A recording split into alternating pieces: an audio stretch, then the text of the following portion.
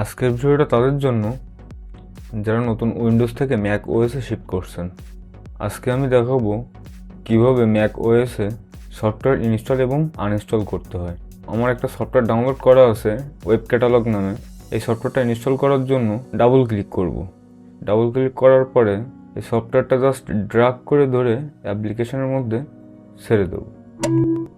আমাদের সফটওয়্যারটা ইনস্টল হয়ে গেছে।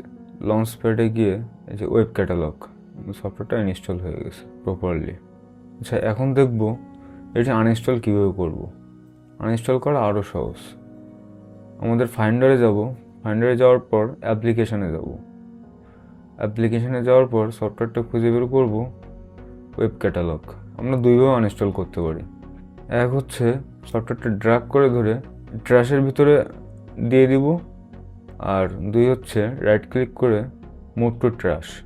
আচ্ছা, আনইনস্টল হচ্ছে না, আপনারা এরকম সমস্যার সম্মুখীন হতে পারেন।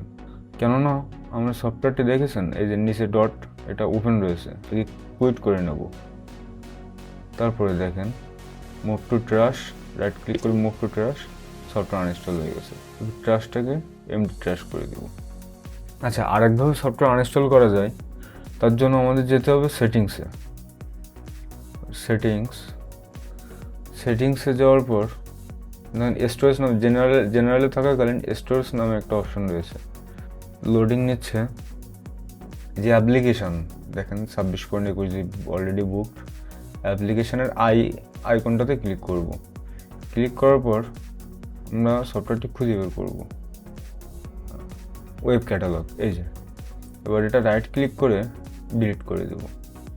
ডিলিট হয়ে গেছে। দেখেন এইভাবে আনইনস্টল করতে পারবেন।